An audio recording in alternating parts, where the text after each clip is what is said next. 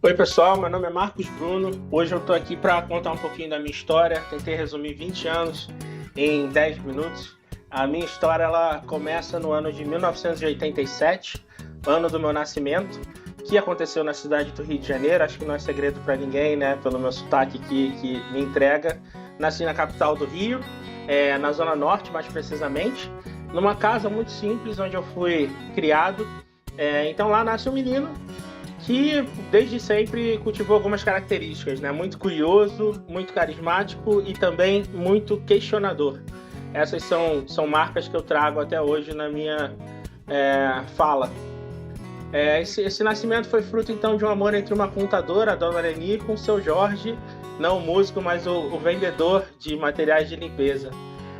Que antes de mim tiveram um primogênito, Marcelo, meu irmão, que desde sempre já nasceu configurado de fábrica para ser um jogador de futebol, né? Já sabia o que fazer desde sempre. Já eu, caçula, nasci um pouco perdido, né? Eu tive a minha infância de descobertas, acho que é natural, acontece, né? Mas eu me senti um diferentão. E por que diferentão, né? Porque eu tinha essa percepção? Porque eu olhava para as pessoas à minha volta e percebia que elas gostavam de um estilo musical, por exemplo, né? Gostavam de pagode, esse CD é muito característico dos anos 90, enquanto eu já tinha uma outra preferência, gostava de rock, né? Passava minhas tardes ouvindo Linkin Park. As pessoas se reuniam para assistir jogo de futebol e eu adorava Matrix, meu filme favorito até hoje. As pessoas estavam sempre buscando festas, e apesar de eu gostar de festas, o meu local de maior lazer era na internet, com os meus amigos, jogando, né? E enfim, tá online. E aí a adolescência nos anos 90, ela teve tudo que prometia. As praias com os amigos, então tive muitas oportunidades de estar nos lugares bonitos do Rio, praias, do Corcovado, no Leme, em diversos lugares.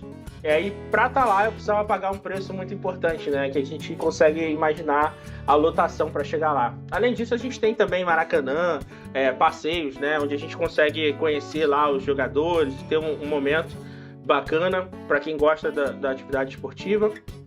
Mas a gente também precisava pagar um preço, e eu com certeza paguei esse preço muitas vezes, né? Além do ônibus lançados, tem outras mazelas que a gente tem que cuidar. Então, tem, por exemplo, a fila, a superlotação que a gente encara, né, para assistir jogos assim de maior expressão, e tem o calor do Rio 40 graus, que não é só uma música, né? De fato, Rio 40 graus existe, é muito quente.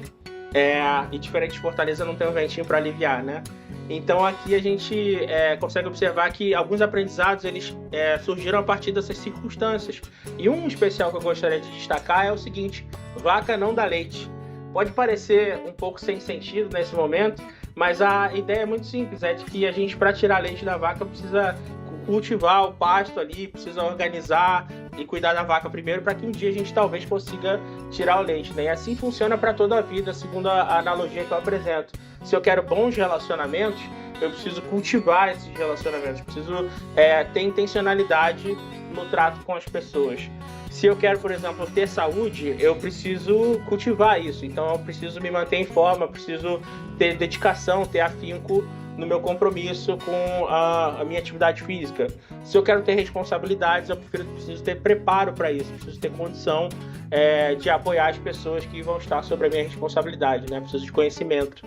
Então, esses aprendizados, eles se resumiram na minha essência, né? Eu compreendi que é assim que funciona.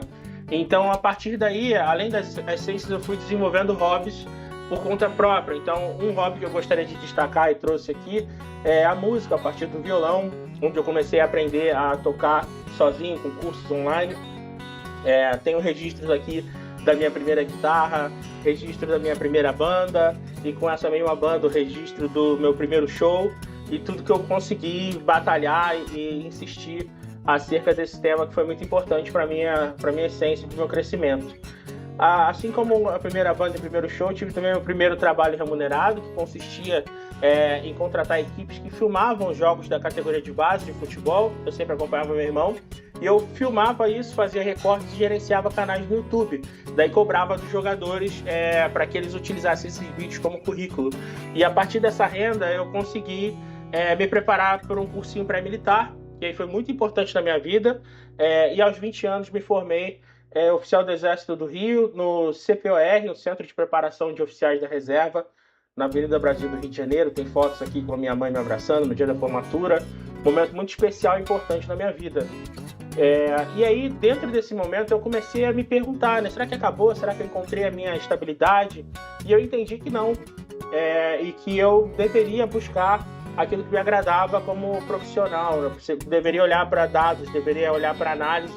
Aqui a gente pode acompanhar uma foto de um dos painéis que eu contribuí na construção para monitoramento na Sul América de vendas da parte comercial. Então essa foi uma das funções que eu exerci dentro da Sul América. E aí, pensando nisso, eu precisei mudar a minha estratégia.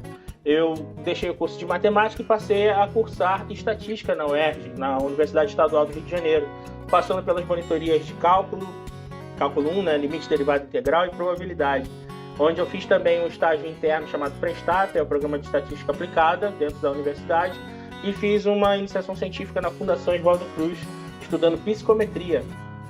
Enquanto isso, a vida pessoal também andou bastante, né? Por volta dos anos de 2009, 2010, fui fisgado, encontrei minha companheira, a Aline, uma fortalezense, que inclusive é a razão de eu estar em Fortaleza hoje. Fui apresentado a ela através do meu irmão, que chamou todo mundo para o cinema e acabou dormindo no meio da sessão, como sempre acontece com ele.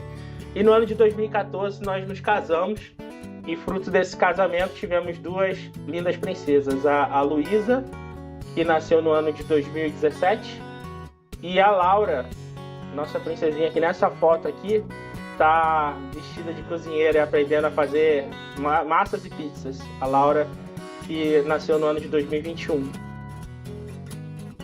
Essa é a minha família. Seguindo em frente, eu trago um pouco da minha trajetória profissional numa timeline, numa linha do tempo que deixa claro, ou pelo menos tenta resumir, quais seriam as minhas principais entregas e atividades em cada uma das empresas pelas quais eu passei, né? Em 2012, então, passei pela TIM como consultor de marketing de júnior a pleno, e eu tinha funções voltadas para alavancagem dos resultados de CRM, então comportamento dos clientes, conhecimento do cliente no geral, todo tipo de atividade nesse sentido. Já em 2014 eu tive uma rápida passagem pela XP Investimentos, durante todo o ano de 2014, onde eu tive atividades voltadas para a construção de data lakes e organização dos dados, construção de informações acessíveis a usuários não especialistas em dados. Já em 2015 tive uma passagem bem marcante pela Sul América, bem duradoura inclusive, onde eu monitorava os KPIs de negócio e fazia forecasts com previsão de produção, né? Então a palavra que destaca essa participação é o monitoramento. Já em 2018 eu fiz uma passagem pelo Grupo Boticário, que perdurou por 7 anos em 3 posições diferentes, a gente vai ver mais à frente. Começando pela posição de especialista em risco de crédito, então cuidei da gestão do crédito, de todo o ciclo de crédito, né, para um segmento chamado venda direta, onde a gente tratava com revendedoras, então uma espécie de B2B. Já no ano de 2020, eu fui convidado a assumir a posição de coordenador ou Data Scientist Lead, né, onde eu pude fazer a gestão de 8 profissionais, desde a contratação até as mentorias e feedbacks, e eu coordenei a execução de produtos de dados voltados a CRM, para campanhas, otimização de marketing, entre outras coisas. Passando então para 2023, onde eu assumi a minha última posição dentro do grupo, de 2023 a 2024, final de 2024, onde eu fui gerente de produtos de dados, e eu precisei implantar uma nova área, uma nova gerência e atuar com liderança para sinergizar com os stakeholders e criar os produtos de dados que fossem atender todas as diretorias parceiras de tecnologia. E aí foi proposto no desafio que eu explicasse por que eu, né? E o que eu tenho a meu favor aqui a trazer de contribuição são as minhas horas de voo. Então, acredito ter demonstrado expertise para a função. Além disso, eu tive vivência na área de negócios, o que eu acho fundamental, porque foca a gente nos resultados, para onde a gente deve olhar com clareza.